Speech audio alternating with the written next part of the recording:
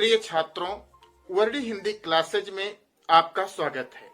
प्रिय छात्रों, रामधारी सिंह दिनकर जी द्वारा रचित कविता अभिनव मनुष्य, जिसकी व्याख्या हमने आपको 3 अलग अलग भागों में बताई थी। प्रिय छात्रों, आपको बताते हुए प्रसन्नता हो रही है कि इस हमारी वीडियो को DDUP ई ज्ञान गंगा दूरदर्शन चैनल द्वारा 14 दिसंबर को समस्त उत्तर प्रदेश के हिंदी के विद्यार्थियों के लिए उनके ज्ञानार्जनार्थ प्रसारित की जा चुकी है। प्रिय छात्रों, इस कारण से यह कविता आपके लिए बहुत महत्वपूर्ण भी हो जाती है। हो सकता है इस कविता से अनिवार्य रूप से आपकी बोर्ड परीक्षा में प्रश्न पूछे जाएं, जो कि कुल 10 अंक के होंगे। इसलिए प्रिय छात्रों, हमारे द्वारा बताई गई इस व्याख्या के तीनों खंडों की वीडियो को सम्मिलित करते हुए हम आपके लिए इसको उपलब्ध करा रहे हैं, जिससे आप इस कविता की संपूर्ण अर्थ और व्याख्या अच्छे प्रकार से सीख सकें। और यदि यह प्रश्न आपकी बोर्ड परीक्षा में पूछा जाए तो आपको इस प्रश्न से किसी प्रकार की कठिनाई ना हो और आपको पूर्ण अंक प्राप्त हो सके।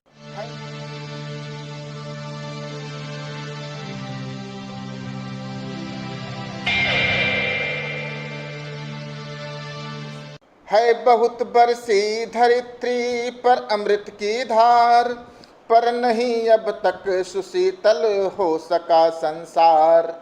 भोग लिप्सा आज भी लहरा रही उद्याम, बह रही असहाय नर की भावना निष्काम। भीष्म हो अथवा युधिष्ठिर या कि हो भगवान, बुद्ध हो कि अशोक गांधी हो कि ईसुमान। सिर झुका सबको सभी को श्रेष्ठ निज से मान, मातृवाचिक ही उन्हें देता हुआ सम्मान। दग्ध कर पर को स्वयं भी भोगता दुखदाह, जा रहा मानव चला अब भी पुरानी राह।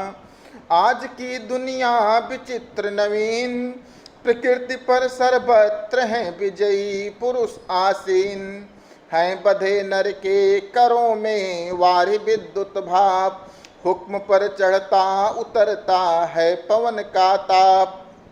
है नहीं बाकी कहीं व्यवधान, लांघ सकता नर सरित गिरे सिंधु एक समान। शीश पर आदेश कर अवधार, प्रकृति के सब तत्व करते हैं मनुज के कार्य। प्रिय रामधारी सिंह दिनकर जी कहते हैं, है बहुत बरसी धरित्री पर अमृत की धार, पर नहीं अब तक सुशीतल हो सका संसार। इस पृथ्वी पर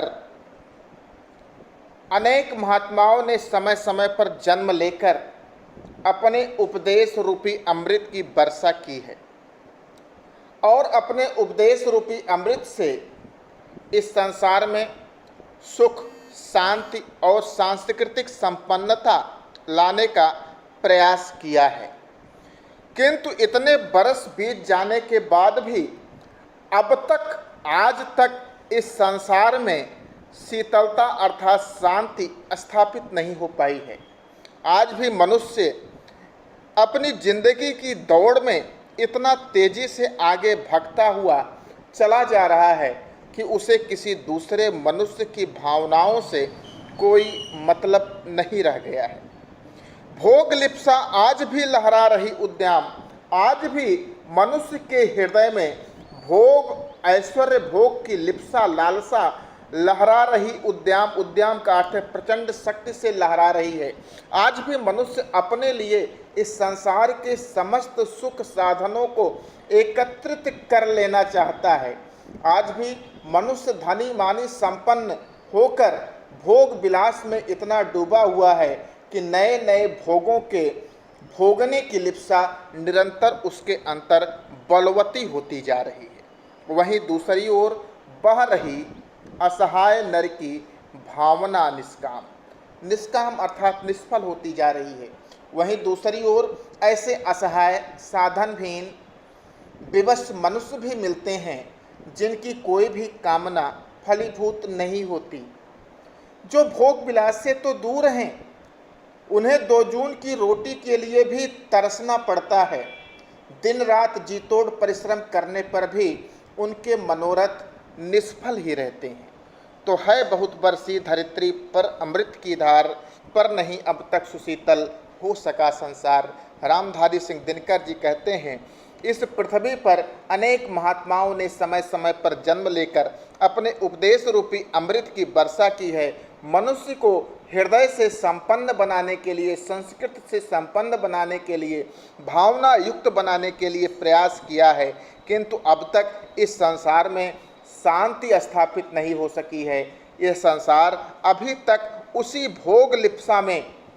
भोग लिप्सा को प्राप्त करने के लिए प्रचंड शक्ति से आगे की ओर बढ़ता जा रहा है और अपने लिए इस संसार के समस्त सुख वैभव साधनों को एकत्रित कर लेने के लिए आतुर है। वहीं दूसरी ओर असहाय मनुष्य भी हैं जो साधनहीन है, विवश हैं, जिनको 2 जून की रोटी भी नहीं प्राप्त होती। उनकी समस्त भावनाएं निष्काम अर्थात निष्फल होती चली जा रही हैं।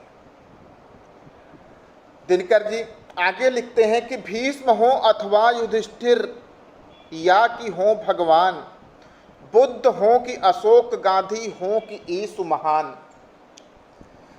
इस पृथ्वी पर जन्म लेने वाले दृढ़ निश्चयी भीष्म हो या सत्य का पालन करने वाले सत्यनिष्ठ युधिष्ठिर हों, या कि स्वयं राम और कृष्ण के रूप में जन्म लेने वाले स्वयं भगवान हों, इस पृथ्वी पर शांति की स्थापना करने वाले, दुखों को दूर करने वाले स्वयं महात्मा बुद्ध हों, सत्य, अहिंसा और प्रेम का संदेश देने वाले स्वयं महात्मा गौतम बुद्ध हों, या कि सम्राट अशोक हों, गांधी हों, या कि प्रभु यीशु हों, इन सभी महापुरुषों ने समय समय पर जन्म से इस धरा को पूर्ण बनाकर संसार का पथ प्रदर्शन किया है। सिर झुका सबको सभी को श्रेष्ठ निज से मान, मात्र वाचिक ही उन्हें देता हुआ सम्मान। किंतु मनुष्य ने सिर झुकाकर इन महापुरुषों को अत्यधिक सम्मान तो दिया और श्रद्धा के साथ इन सभी महापुरुषों की श्रेष्ठता को स्वीकार भी किया, किंतु विडंबना यह है कि इन्होंने इनकी श्रेष्ठता को केवल मात्र वाचिक ही अर्थात केवल मौखिक रूप से ही स्वीकार किया, उसका लेस मात्र भी अपने आचरण में नहीं उतारा। दग्ध कर पर को स्वयं भी भोगता दुख दाह, जा रहा मानव चला अब भी पुरानी राह।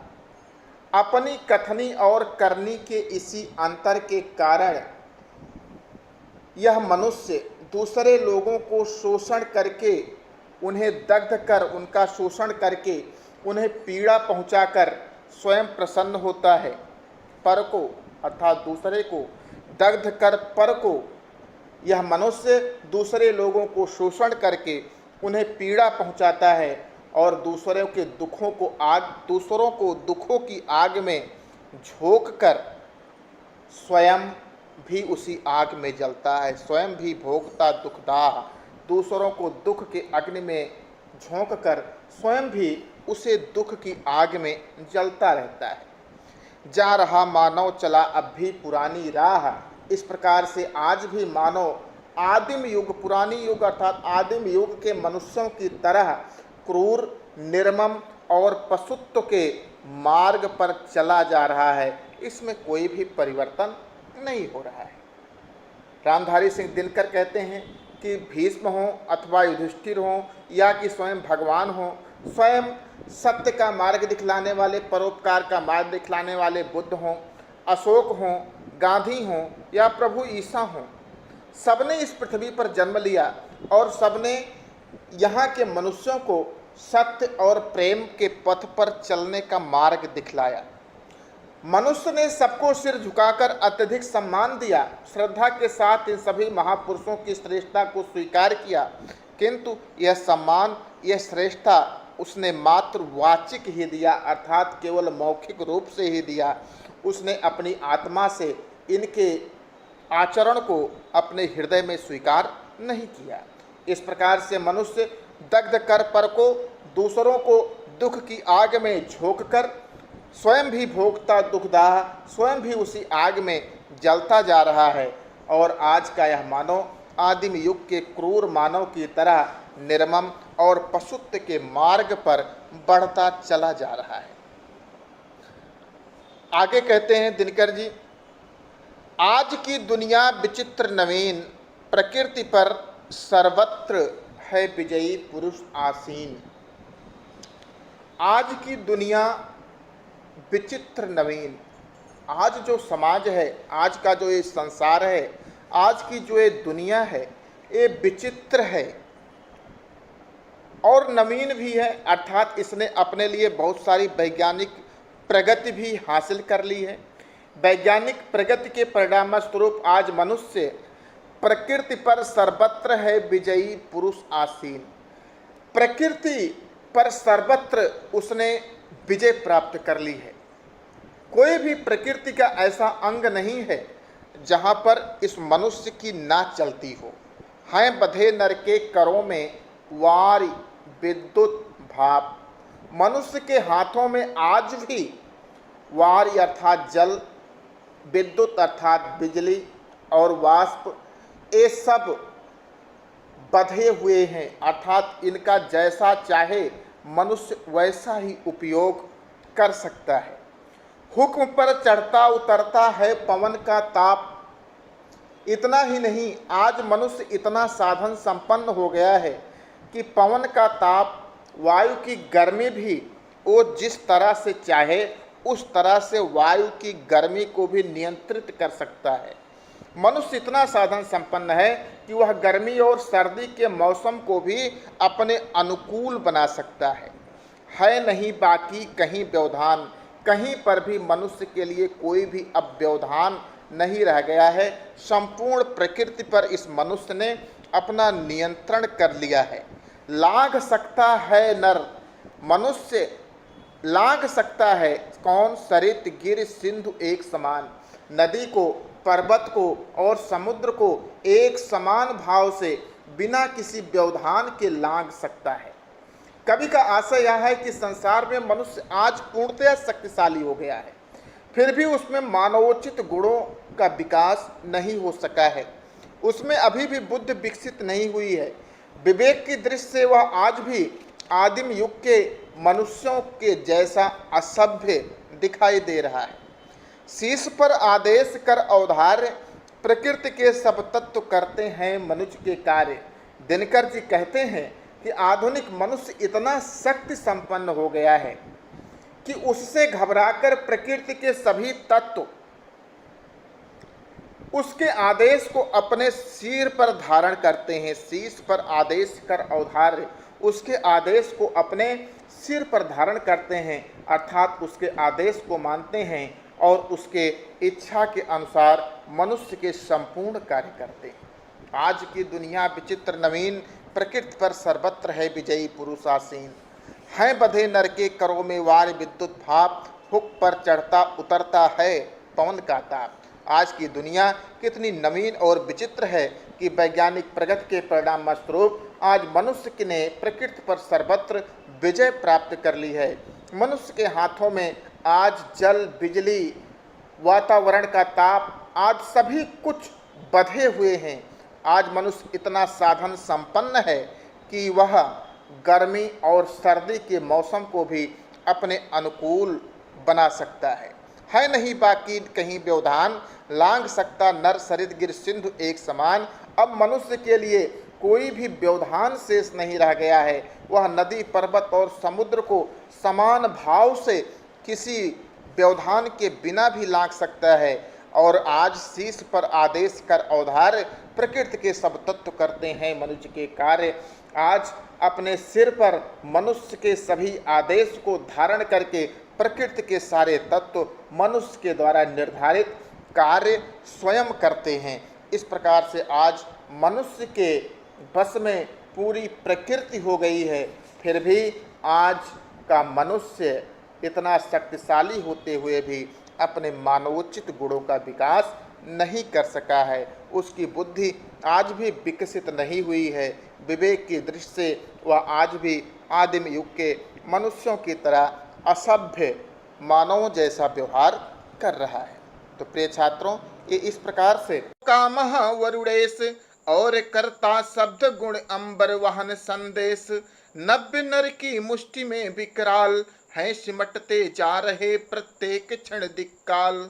यह मनुज जिसका गगन में जा रहा है यान, कांपते जिसके करों को देख कर परमाणु, खोल कर अपना हृदय गिरि सिंधु भू आकाश, है सुना जिसको चुके निज गुह्यतम इतिहास, खुल गए पर्दे रहा अब क्या यहाँ अज्ञेय, किंतु नर को चाहिए निज विघ्न कुछ दुर्जेय, सोचने को और करने को नया संघर्ष, नव्य जय का क्षेत्र पाने को नया उत्कर्ष, पर धरा सुपरिचिता विश्लिष्ट स्वाद विहीन, यह पढ़ी पोथी न दे सकती प्रवेग नवीन, एक लघु हस्तामलक यह भूमि मंडल गोल, मानव ने पढ़ लिए सब पृष्ठ इसके खोल, किंतु नर प्रज्ञा सदा गतिशालिनी उद्याम, ले नहीं सकती कहीं रुक एक पल विश्राम, यह परिचित भूमि यह पोथी पठित प्राचीन, सोचने को दे उसे अब बात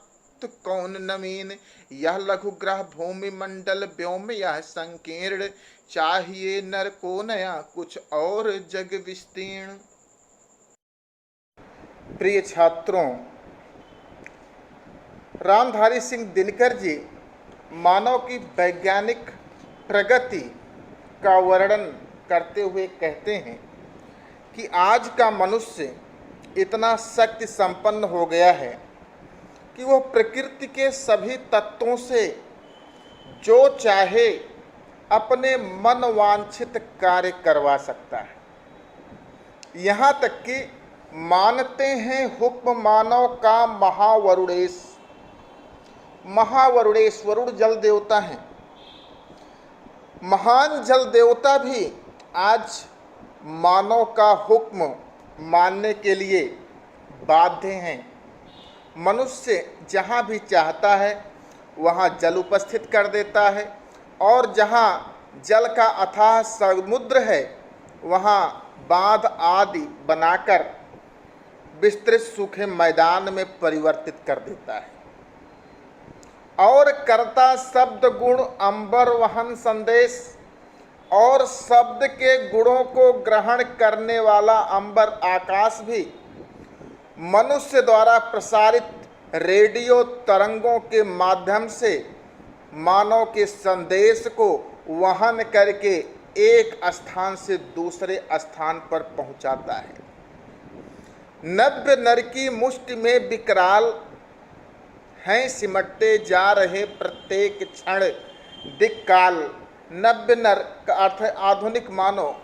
आधुनिक मानव की इस विकराल मुट्ठी में सभी दिक् काल, सभी दिशाएं और समय प्रत्येक क्षण सिमटते जा रहे हैं।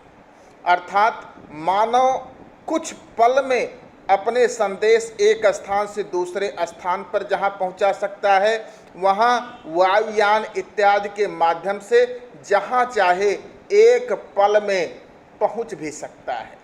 तो आज आधुनिक मानव की इस विकराल मुट्ठी में दिशाएं और समय सिमट कर रह गए हैं। यह मनुष्य जिसका गगन में जा रहा है यान, कांपते जिसके करों को देखकर परमाणु, यह वही मनुष्य है जिसके वायुयान भी आकाश में विचरण कर रहे हैं।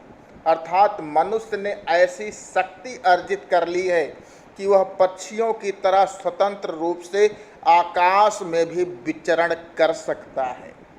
कांपते जिसके करों को देखकर परमाणु, जिसके करों को, जिसके हाथों को देखकर परम शक्तिशाली परमाणु भी भय से थर थर कांपते रहते हैं, यह वही मनुष्य है जिसने परमाणु, परम शक्तिशाली परमाणु को भी अपने अधीन बना लिया है। खोलकर अपना हृदय गिर सिंधु भू आकाश, है सुना जिसको चुके निज गुह्यतम आकाश। आज मनुष्य की बुद्धि इतनी शोध परख हो चुकी है, इतनी वैज्ञानिक प्रगति मानव ने कर ली है, अपने साहसपूर्ण कार्यों से इतना कुछ अर्जित कर लिया है कि सिंधु भू आकाश, सागर, पृथ्वी और आकाश सब कुछ अपने हृदय को खोलकर अपने गुह्यतम इतिहास को, अपने गुप्त इतिहास को मनुष्य को सुना चुके हैं। अर्थात इन सब चीज़ों में पर्वत, समुद्र, पृथ्वी, आकाश इत्यादि प्रकृति के तत्वों के बारे में मनुष्य के लिए कुछ भी जानना शेष नहीं रह गया है। इनके एक एक कण के बारे में, एक एक गुण के बारे में मनुष्य भली भांति जान चुका है। इसलिए खुल गए पर्दे, रहा अब क्या यहाँ अज्ञे। अब तो प्रकृति के समस्त रहस्यों से पर्दे उठ चुके हैं। अब प्रकृति का कोई भी रहस्य ऐसा नहीं है जो मनुष्य न जान गया हो। रहा अब क्या यहाँ अज्ञे।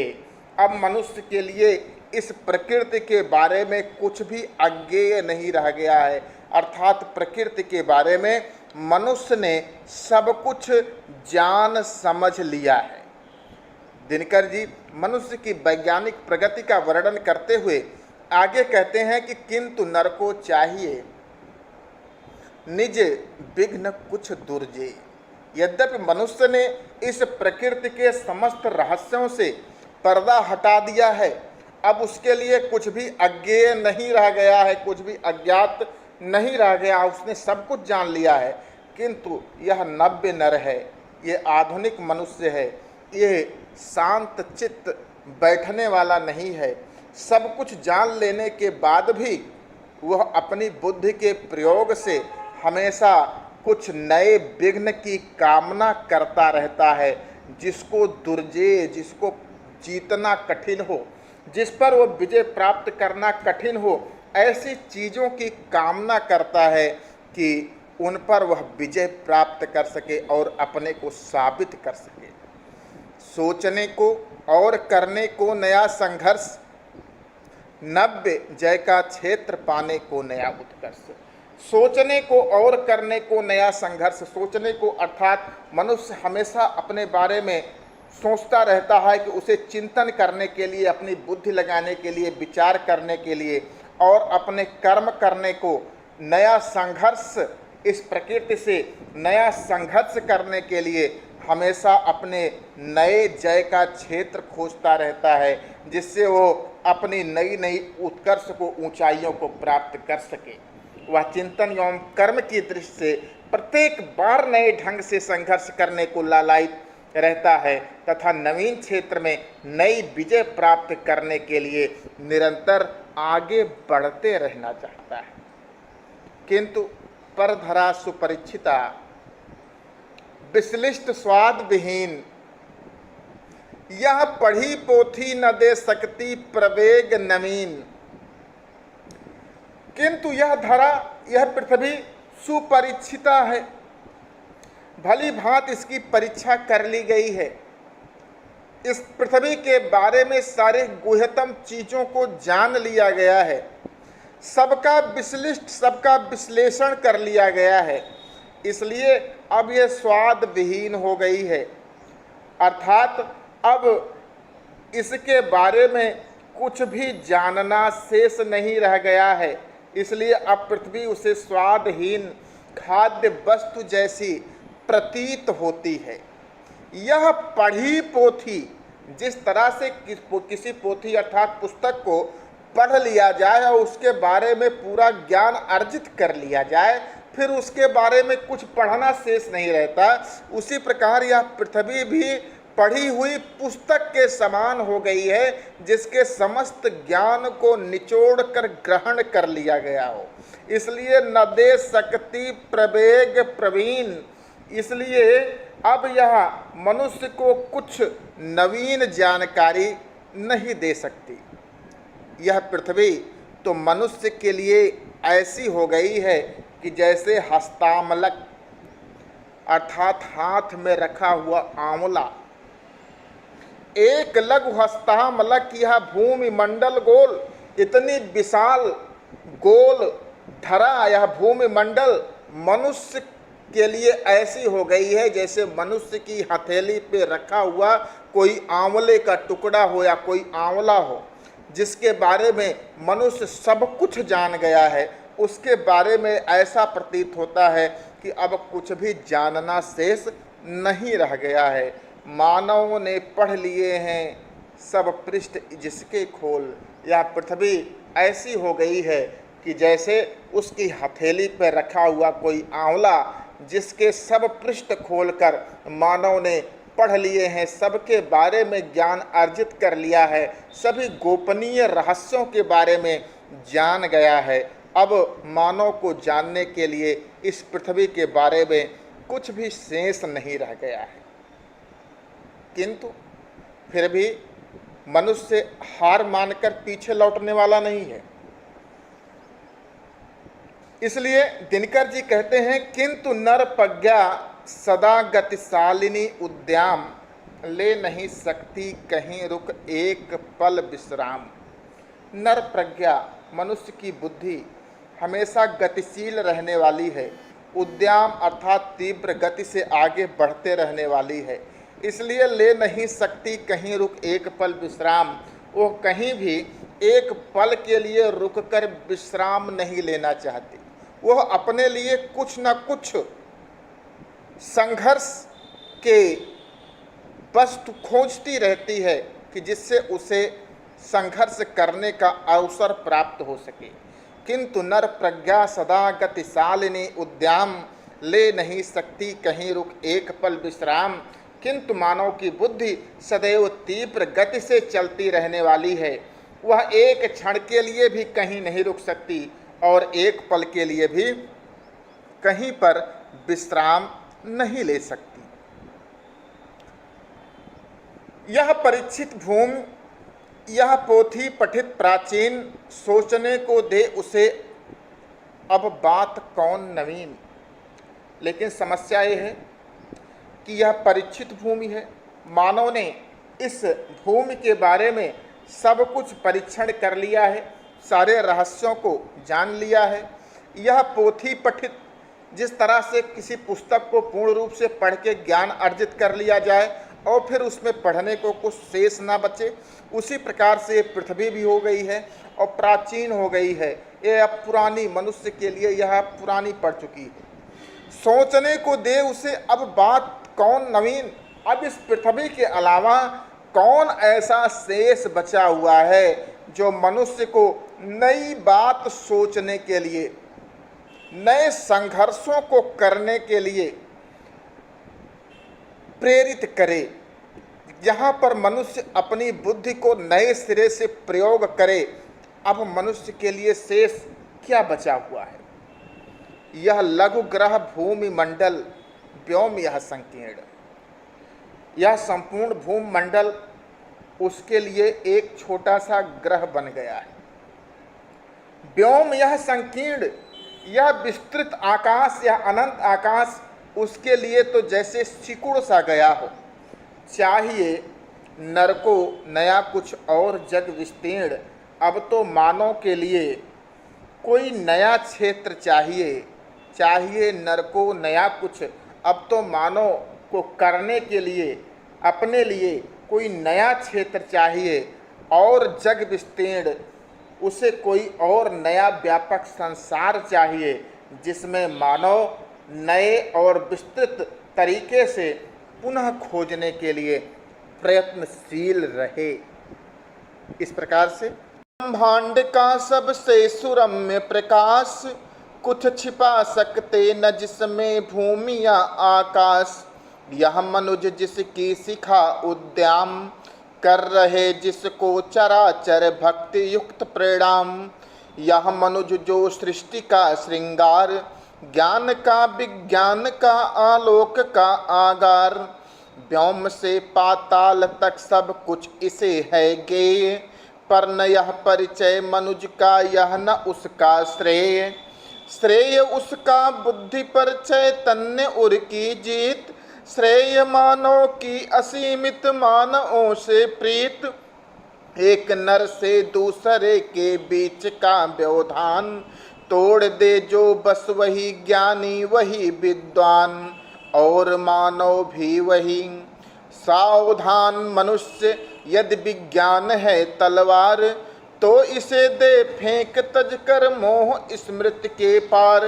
हो चुका है सिद्ध है तू शिशु अभी अज्ञान, फूल कांटों की तुझे कुछ भी नहीं पहचान। खेल सकता तू नहीं ले हाथ में तलवार, काट लेगा अंग तीखी है बड़ी यह धार।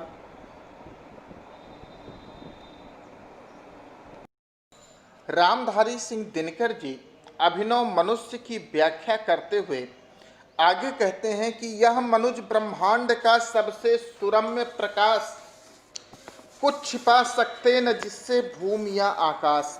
यह आज का जो नव्य नर है, जो आधुनिक मनुष्य है, ये ब्रह्मांड का सबसे सुरम्य प्रकाश, ये संपूर्ण ब्रह्मांड का सबसे सुरम्य प्रकाश है। अर्थात अपनी बुद्धिमत्ता में, अपने ज्ञान में, अपने कर्म क्षेत्र में ये सर्वश्रेष्ठ है। कुछ भी इससे छुप कर नहीं है, इसने सब कुछ जान लिया है। कुछ छुपा सकते न जिससे भूमि या आकाश। आज के इस नव्य नर से, इस आधुनिक मनुष्य से ना तो ये पृथ्वी और ना तो यह आकाश कुछ भी छुपा सकते हैं। पृथ्वी के अंदर जितना भी खजाना भरा पड़ा है, पृथ्वी के भूगर्भ में जितने भी तत्व शामिल हैं या छिपे हुए हैं, उन सबको मनुष्य ने खोज लिया है, जान लिया है। और आकाश में भी जितने भी ग्रह हैं, उपग्रह हैं, तारे हैं, इन सब के बारे में मनुष्य जान चुका है। इसके अलावा आकाश की गुणों को भी मनुष्य ने जान लिया है। आकाश के माध्यम से, अपने रेडियो तरंगों के माध्यम से वो संपूर्ण विश्व पर अपना एकाधिकार स्थापित कर चुका है। यह मनुज जिसकी शिखा उद्यम कर रहे जिसको चराचर भक्ति युक्त प्रणाम। यह वही मनुष्य है जिसकी शिखा, जिसकी चोटी उद्यम अर्थात प्रचंड है, अर्थात जो सर्वश्रेष्ठ है, जो सबसे ऊपर है, कर रहे जिसको चराचर भक्ति युक्त प्रणाम। आज इस संपूर्ण जगत के चर और अचर प्राणी इसे भक्ति युक्त, भक्ति के साथ इसे प्रणाम कर रहे हैं। इसके ज्ञान को, इसकी विद्वता को, इसके आगे नतमस्तक हैं। यह मनुज जो सृष्टि का श्रृंगार, ज्ञान का विज्ञान का आलोक का आगार। यह मनुष्य जो सृष्टि का, मानवीय सृष्टि का या संपूर्ण पृथ्वी पर स्थित प्राणियों की सृष्टि का श्रृंगार है, अर्थात सभी प्राणियों में सर्वश्रेष्ठ है। वह मनुष्य ज्ञान का, विज्ञान का और आलोक का आगार है। आगार का अर्थ खान या खजाना। यह मनुष्य ज्ञान की खान है, विज्ञान की खान है और आलोक का भी, हर प्रकार की ज्ञान की शक्ति का, ज्ञान के प्रकाश का आगार है, अर्थात उत्पन्न करने वाला है। सब इसी मनुष्य से ही उत्पन्न होते हैं। व्योम से पाताल तक सब कुछ इसे है गे। व्योम का अर्थ है आकाश और पाताल से लेकर जो कुछ भी तत्व सम्मिलित हैं, या आकाश से पाताल तक के स्थित जो कुछ भी गुण और तत्व सम्मिलित हैं, इस मनुष्य ने उन सब के बारे में भली प्रकार से जान लिया है। सब कुछ इसे है गे, पर न यह परिचय मनुज का। किंतु यह जो परिचय मनुज का दिया गया है, जो उसने अपने ज्ञान की शक्ति के आधार पर संपूर्ण पृथ्वी, आकाश और पाताल पर विजय प्राप्त कर ली है, सब कुछ को जान लिया है, यह मनुष्य का, मानव का वास्तविक परिचय नहीं है। और ना तो यह सब प्राप्त करना उसके लिए श्रेय है, श्रेष्ठकर है। इसके अलावा मानव के लिए कुछ अतिरिक्त है, कुछ अतिरिक्त परिचय है जो मानव को मानव बनाते हैं, उन्हें उनकी मानवीय शक्ति से परिचित कराते हैं। चलो, ये उसका बुद्धि पर चैतन्य उर की जीत, श्रेय मानव का असीमित मानव से प्रीत। रामधारी सिंह दिनकर जी आगे बताते हैं कि मानव का श्रेय क्या है, मानव के जन्म लेने का महत्व क्या है कि बुद्धि पर चैतन्य उर की जीत, मानव की बुद्धि पर चेतना युक्त हृदय की जीत हो। बुद्धि प्रभावी न रहे बल्कि मनुष्य का हृदय इस संसार की व्यवस्था को स्थापित करने के लिए एक प्रभावी कार्य करे, क्योंकि बुद्धि मनुष्य और मनुष्यता का विध्वंस करती है। लेकिन जब तक हृदय चेतना युक्त नहीं होगा तब तक इस संसार में मनुष्यता का कल्याण नहीं होगा। श्रेय मानव का असीमित मानवों से प्रीत। वास्तव में मानव जन्म लेने का श्रेय ये है कि इस पृथ्वी पर जितने भी मानव हैं उन सब से वो प्रेम करे।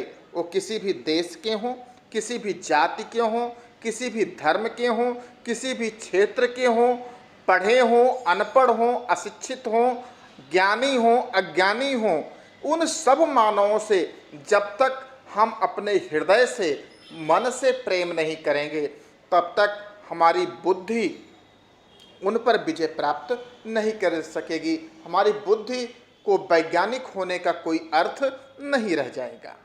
एक नर से दूसरे के बीच का व्यवधान आज संपूर्ण विश्व में एक मनुष्य और दूसरे मनुष्य के बीच जो व्यवधान है, जो उनकी बाधाएं हैं, क्षेत्र के आधार पर या जाति के आधार पर या धर्म के आधार पर, जब तक वो बनी रहेंगी तब तक हमारी वैज्ञानिक प्रगति का कोई अर्थ नहीं रह जाता।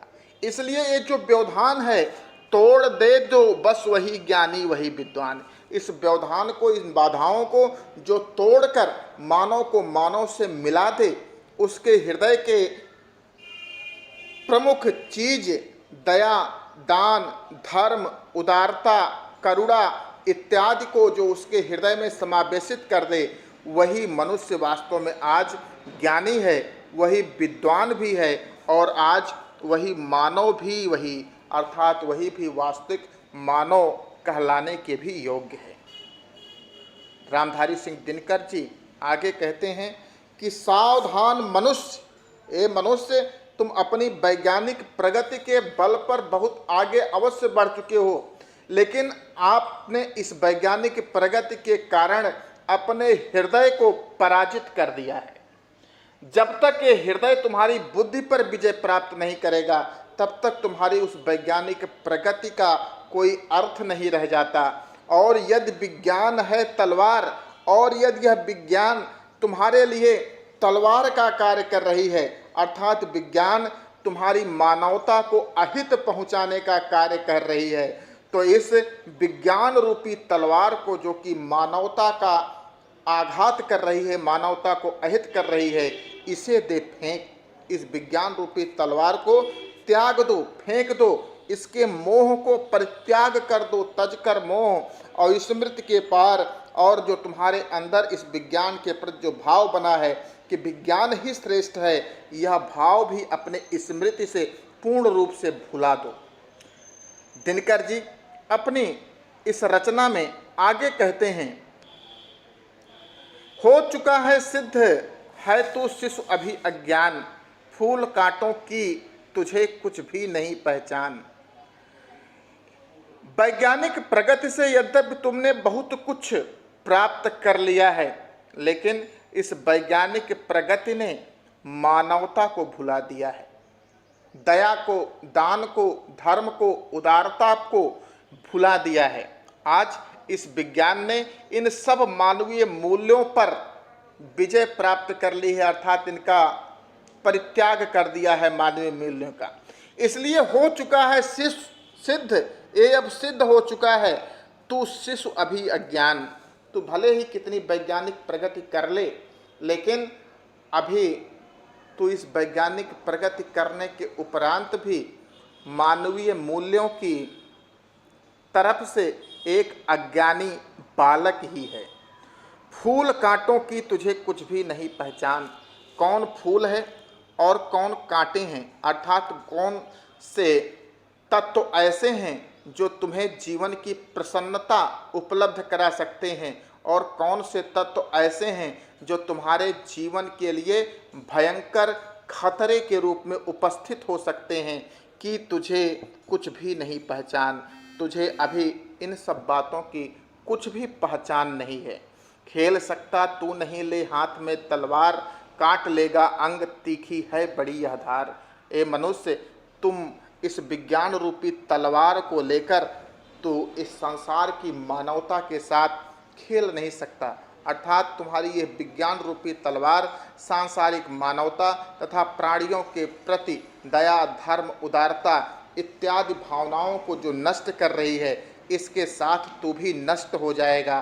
काट लेगा अंग, तू स्वयं अपने अंग को काट लेगा इस विज्ञान रूपी तलवार से, क्योंकि इसकी तीखी है बड़ी यह धार। इस विज्ञान रूपी तलवार की बहुत ही पैनी धार है, यह संपूर्ण मानव और मानवता का विनाश करने वाली है।